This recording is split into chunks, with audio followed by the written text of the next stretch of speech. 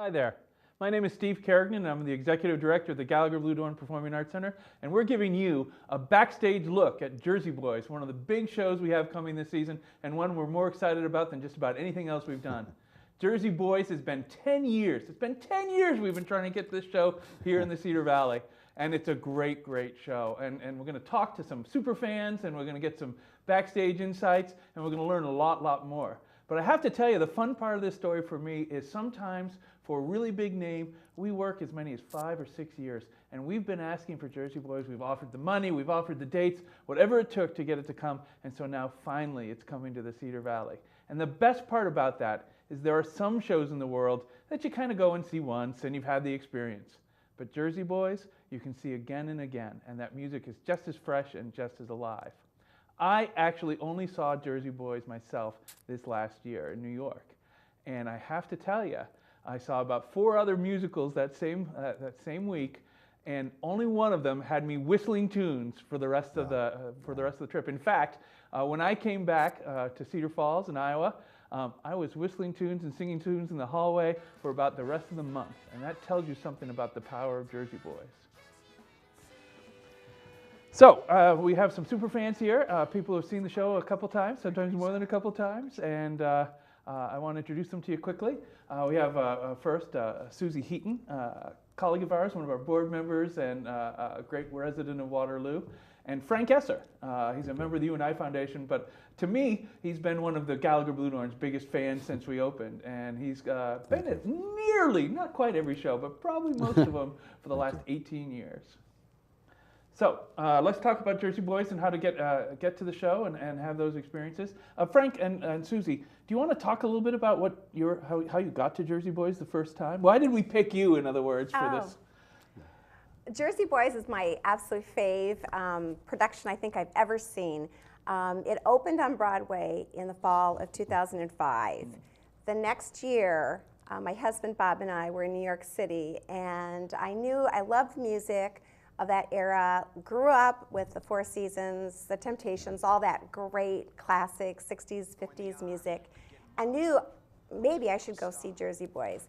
Well, this February, when it comes to Gallagher Blue Dorn, will be my 12th time seeing the production. It's a great show. You might be the local record holder. I'm not it sure, is. but that's pretty good. Like it is. Frank, how did you first see Jersey Well, Boys? as you know, Steve, I got invited to join you and the staff and some board members and supporters to go to New York 2 years ago to the International Booking Conference to scout shows to bring back to the Cedar Valley. We took it in then. I had not seen it. My expectations were, it was good, but I wasn't sure what it was going to be. And wow, it exceeded expectations so much. Similar to what you were talking about, the songs are rolling in my head for days, and I had forgotten the era that we grew up in and how powerful those songs were, and they just come roaring back and take you back and reflecting on a very coming-of-age time in America when we're all grown up.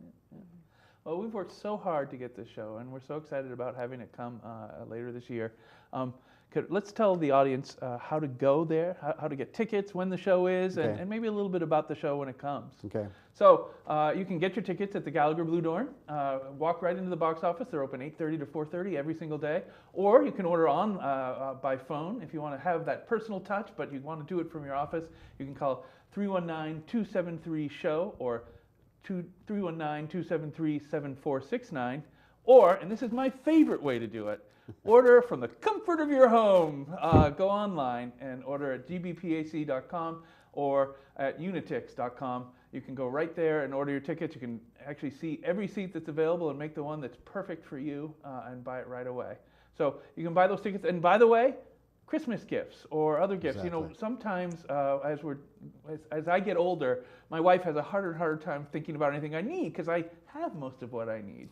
But what we've hit on for both, we do it for each other actually every year, is we give experiences. These once-in-a-lifetime experiences, right. They make perfect gifts. Yeah, good point. Absolutely.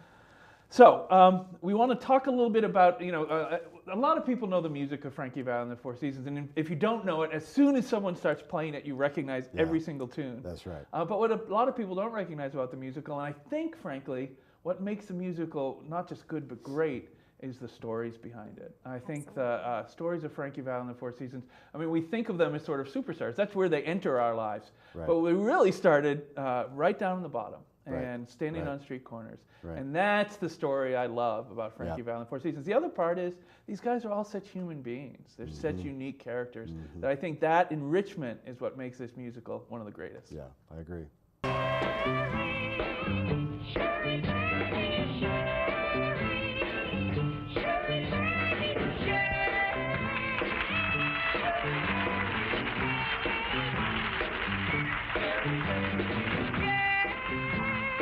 I think one of the huge advantages that we had with this story is most people didn't know that much about Frankie Valli and the Four Seasons. The secret to the success of this show is the book by Marshall Brickman and Rick Ellis, because they made such a compelling story out of the lives of these guys. I think it's so well put together, so well constructed. It's really a drama with music. It's not, to me, a musical. Like you think it's easy running a... Hey, sit down! Let me handle this. It's allows a few $100,000. We got something going here. It took a lot of work and a lot of years. So? So the group takes the debt. This is his problem. Why do we take his debt? Because we're not gonna let it come apart. It's not that Happy Town musical where everyone's grabbing their mail and singing that they got letters from Granny, and you know, it's the grit. They don't pull any punches. It's Jersey language and it's Jersey attitude. There's mafia stuff. And it's all true on top of it, so it doesn't even seem like it's thrown in there to try to attract any particular audience. This is the true story, this is what happened, and people love it because it's a real sort of rags to riches kind of a tale. What I'm saying is, none of us were saints. You sell 100 million records. See how you handle it. This is a taste of reality about four guys that grew up in a certain way, in a certain period of time, who, with all odds against them, became successful. I think to the benefit of the show, they decided, well, we're going to tell the real story. Okay, I'm in. Great! So should we have somebody drop a contract? I mean, like sign a piece of paper from a lawyer, I guess? We'll do this thing. Well, yeah, just... So we do it. You want a contract? Here. A Jersey contract. It not only is based on a true story, but it's based on a good story. It's a great American success and failure story. Everybody in America loves the cycle of success, failure, and then redemption. It just happens to be among three guys who were, you know, straight, Jersey, blue-collar, Roman Catholic, Italian dropout guys. They trusted the narrative of these guys' lives. And then by the time Sherry hits, it really hits, because you can feel it the way they felt it. Sherry, baby, Sherry. Sherry, baby, Sherry. Sherry, baby, baby. Sherry, baby, Sherry. Can you come out tonight? Come out tonight. Sherry, baby. Sherry, baby, Sherry. Can you come out tonight? They had a little rough edge on them, but that's what we wanted. Girls love that. They didn't look like little Lord Fauntleroys. They didn't look like little goody-goodies, but they look clean and they look honest, and yet they had that little bit of a rough edge. I loved it because, number one, I loved the way they looked. Most important, though, they had a sound that nobody else had. We can never sell short the Four Seasons sound.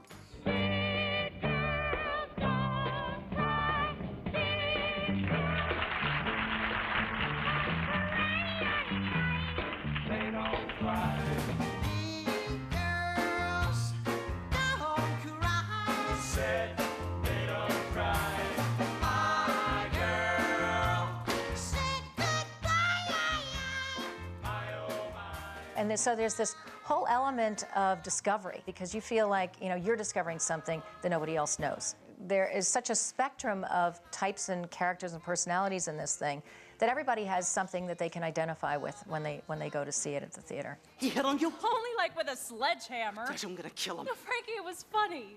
That's not funny. You don't do that. He's pathetic. Leave it No, alone. no, you don't do it. You don't. Am I supposed to go out on stage with him? Sing with him? Make jokes? What is he, crazy? He might be just a little stupid. No, he's Did not you ever think stupid. of Tell me he's that? not stupid. He's evil. What do you see? What, his hands on you? No, of course This not. is bad. The show is about relationships that we can all relate to, man, woman, child, doesn't matter. It's brothers and husband and wife and father and daughter. It's all of those things that we can relate to, and the idea of family, both metaphoric and biological. We get to tap into the kind of mythic landscape that is America. You know, we get mobsters, we get Italian immigrants, we certainly get the music industry with all its, warts and pimples. I think all of those ingredients make the show kind of greater than the sum of its parts. So my name's Steve Kerrigan. Welcome back. I'm the Executive Director of the Gallagher Blue Door, and we're giving you a little bit of a preview or a backstage peek at the Jersey Boys, which is coming right here to the Cedar Valley for the first time ever on February 23rd and February 24th. 3 shows, and we think we're gonna sell out all of them. I have a couple super fans here with me, and we're gonna talk about their experiences with the show. I think for so many people, they have great Jersey Boy stories because it's one of those shows that just it's a once-in-a-lifetime experience and you remember it forever. Susie, I'm going to ask you first. Talk about going, because you saw the show almost right after it came out. Yes, I did. Talk about going to the show in New York. Oh my gosh, that was amazing. Again, I didn't know too much about really what was going to transpire, what the story was, but I remember we had some music going on in our hotel room that was an old CD of the 4 seasons, and that kind of got us in the mood. Is that a homework assignment? Yes, exactly. Oh, absolutely. You've got to get pumped up with the music. Went out to dinner, made a great night, anticipation, get to the theater, you read the program, you learn a little bit more about the various actors that are performing, a little bit more about the history, and then you sit back and you are just going to have the thrill of your life. That's great. Frank, what was your first experience like? New York, anyone who's ever been there, it's extraordinary. To go to Broadway and see these plays is incredible. I've been fortunate to get there 5 or 6 times in my life, probably. But the real advantage, Broadway is great, no question about that. But for those of us who have been around a while and know the power of bringing the Gallagher Blue Door into the Cedar Valley, it's so much easier, so much cheaper, so much more convenient, and that, whatever it is, but you're 5 minutes to a half hour to 45 minutes or an hour at the longest probably to get to the show. And it just makes it's so easy. And we have got one of the finest concert halls in the entire Midwestern United States. People that know the Gallagher Blue Door know that. And so you're going to see a really primo show with really just unbelievable quality. And when you have a show like this, where the vocals are so important, the acoustics mean everything. And I just can't wait to hear that at the Gallagher Blue Door. Yeah. So for me, the music, like I recognize Frankie Valli and the 4 Seasons. I know some of their songs, the high-pitched falsetto that Frankie was so famous for. And so I had a couple songs in my head when I went to the show, but I didn't do any homework. Right. And so for me, the show was kind of a huge surprise because Frankie Valli, as it turns out, was sort of the soundtrack of the first half of my life. Right. And just being able to hear it, because it's not all falsetto, it's not all dance music. There's some beautiful ballads in there. There's some dance music. There's wonderful, wonderful stuff that happens musically for the 4 Seasons and Frankie, and we get to go along for that ride. Absolutely. It's pretty cool. So what's the recommended homework? I guess you've both been. What do you wish you'd done for homework to get ready for this show? Yeah. Well, I think you've got to listen to the music. Yeah. Absolutely. And in this day and age, you can get on and you can Google a little bit about the 4 Seasons, about Frankie Valli. I think that the more that you learn that this story, there's a human story behind every song that they wrote and performed. And you learn about the hardships. Fame isn't easy. Being on the road isn't easy. And they had family relationships, personal relationships that fell apart because of it, because of their fame. And the more I think that you have a little understanding of what they endured on their rise to the top, you'll get more out of the story. Right. That's an interesting question. What's the homework? I think listening to music is going to be important because anyone who listens to those songs, it's going to take you back and reflect on a time in your life that you've kind of forgotten about. For me, I got my first transistor radio when I was 12 years old. That was around 1962. That's when Sherry hit the charts on VJ Records in '62 when it came out. They were an American Bandstand. Dick Clark brought them on. To see them visually, that was huge. And then the #1 hits with Big Girls Don't Cry, Walk Like a Man, they just started to roll. So I would ask you to listen to the music and reflect back on where were you in your life when you heard that song. Because that's the kind of music that it is. It will really just take you right back to some really monumental moments. Might have something to do with some of your first dates or what was going on. Because there's a whole lot of coming of age kind of characterization that goes on in the music that, as Susie said, that they're writing about, real life experiences. Well, I think one of the things that is great about a musical is it's such a rich form, right? You have the music, of course, you have costumes, Right. you know, it's a lot of razzle dazzle, a lot of, but there's also these great human stories. Right. And I oftentimes find that I come away from musicals a little smarter, a little wiser, a little more informed. I was just wondering if there's anything, Susie, that stood out for you, anything that you came away having learned from seeing Jersey Boys. Well, I think I learned that maybe making it big isn't always the rainbow that you think it's going to be. It's hard, but you know, we are richer for the hardships they went through and the music they produced. I mean, it's part of our cultural history. Yeah. How about you, Frank? Is there anything that jumped Well, out at you? what's interesting about this play is they break it down into each band member has an opportunity to talk about their perspective and about the band, what's going on in the neighborhood or in their lives at that point in time. So when you see the play, you get a much more, a richer, deeper context to what this band was really about, what the music was about, what they were singing about. As was pointed out earlier, the Sherry Baby song was really Jackie Baby, which is Jackie Onassis, Kennedy Onassis, it was written about in the first place. That was the time when who was in the White House, what was going on, what was the politics. But every one of their songs captures something about that era. So it's just really important, I think, to tap into that and again, reflect back. This is a very innocent time in America, the early 60s. This is pre-Beatles, and when the Beatles came along, they knocked these guys out of the #1 charts for a while. But they were the premier vocal band, probably the greatest vocal band in American history up until that point. I think the thing that strikes me about it is the length of their career and the changes that America and the music business went through. So they started as a doo-wop, you know, very 50s, very Ed Sullivan Show kind of looking band. And then by the end, it was disco and pop and R&B, huge changes. And watching in the show how the band goes through those changes. Because so many of these stories, and I guess that's the big takeaway for me, is so many of these stories are rooted in the lives of the band, sometimes quite painfully. And the show gives you insight into that. Well, I have to ask you, Susie, what's your favorite song? What's the one out of all of them? They're great songs. So how do you pick? I mean, what did you pick as your favorite? When Bob Gaudio, he joins the group at a very young age and has a very grown-up experience and writes as a result of it, "Oh, what a night." So that's one of my favorite moments in the story. But my favorite song is Sherry. And one of our many times that we saw Jersey Boys was in Chicago. And at the close of the performance, the 4 principals who played the 4 seasons came back on stage. And as actors, they thanked the audience and said that they were raising money for a scholarship program that they were supporting. And they auctioned off a score of Sherry signed by Bob Gaudio and Frankie Valli. The guy who wrote it and the guy who sang it. Yes, and my husband was the lucky bidder, so we were pretty excited about that. So this is kind of a very special moment to be able to have. Well, that's this. a one thing in the world. That's a masterpiece. That's amazing. Yeah, we're very excited. So about what do that. you do with that? When that's at home, where does it live? Oh, it lives right next to my poster and my playbill and my tickets, and I kind of have a little shrine to the Jersey Boys. Oh, what a night. That's an interesting choice. I like that one. Frank, what's your favorite song? Well, that's hard to match. That's quite a history that you have there. You know, Sherry just took the nation by storm. That song just became so huge overnight. But for me, it was probably the follow-up song, Big Girls Don't Cry. And I can't even tell you exactly why. Just something about the sound of that song. Maybe Sherry had warmed me up to the band and what they were all about. But it was Big Girls Don't Cry. And then after that, I think I owned almost every one of those 45s for years. You know, we're all buying 45s back in that era. And I had pretty much about every one of them. They're on the heavy rotation.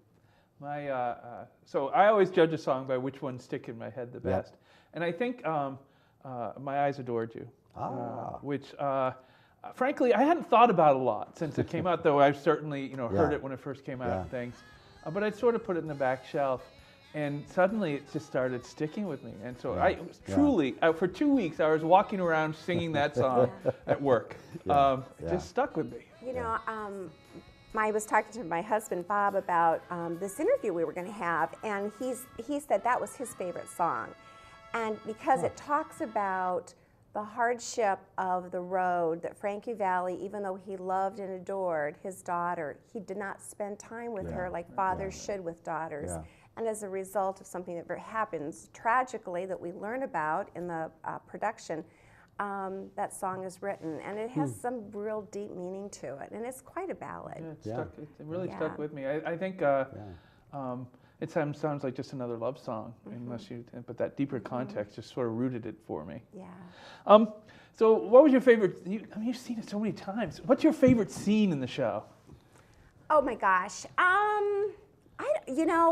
One of the fun stories, and again, when the very first time we saw it was in New York, and you're at Broadway, and you know that this is a story about 4 boys from Jersey, and knowing that right across the river is the real Jersey. Right. And so that was really good point. fun to know that you're there and you're kind of living their life a little bit. But I think that the time where they go into church, they're doing some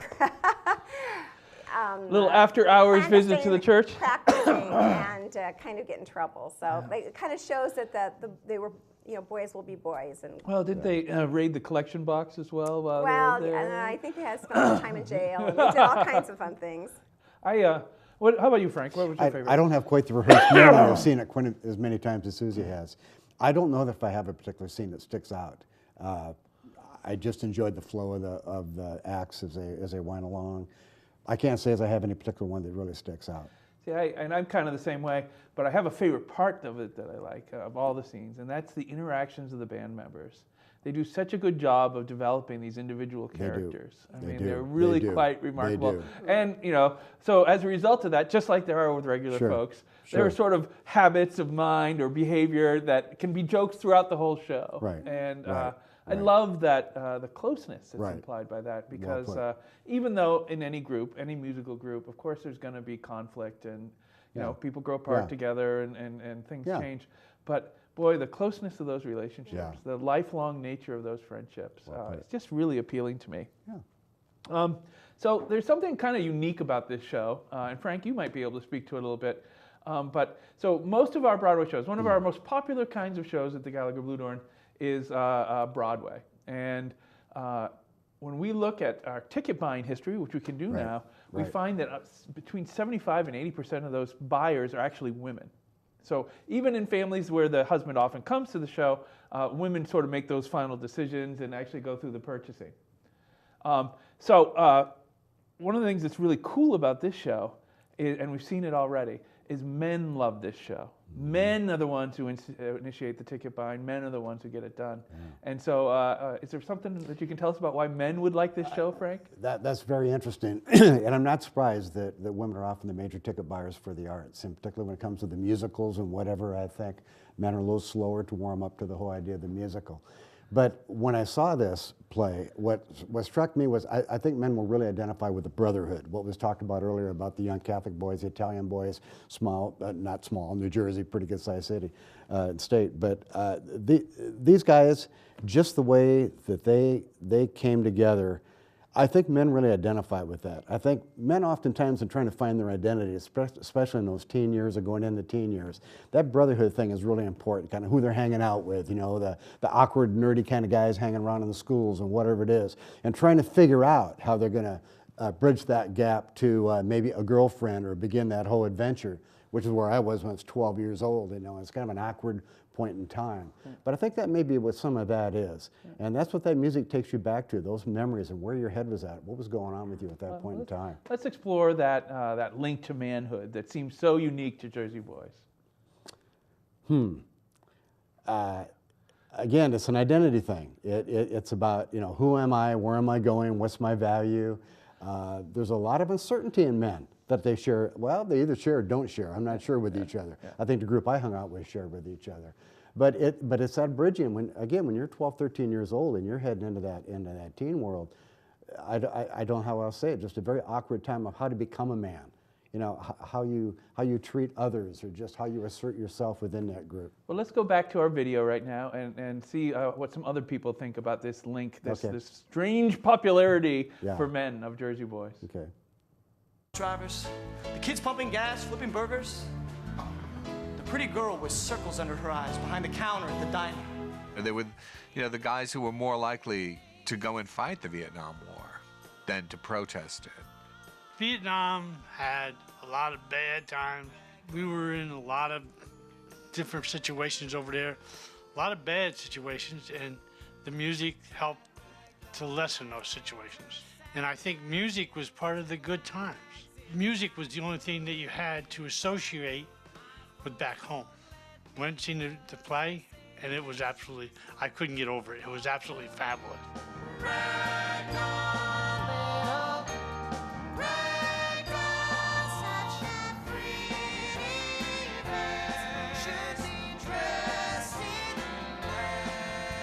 We were watching the play, and I could see my daughter. She could be going like this to me.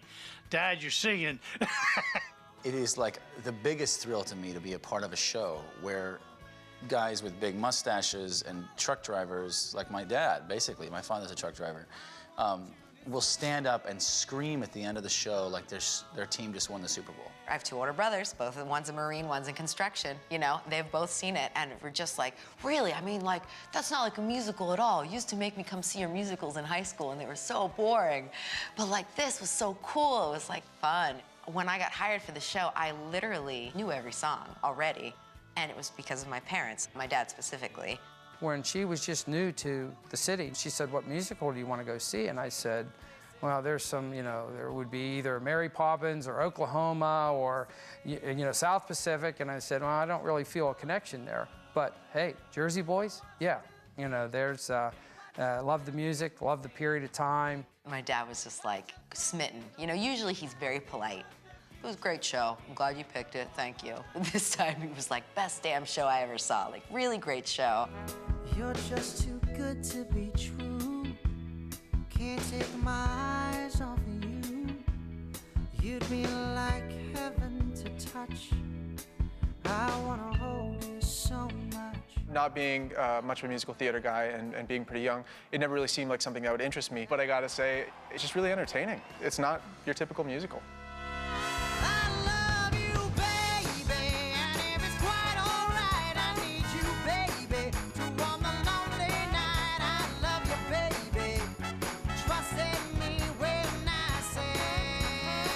I'm not a music guy. My wife is, and I go along with her to musicals, and we love doing that. But this is a different show. This kind of caught our attention.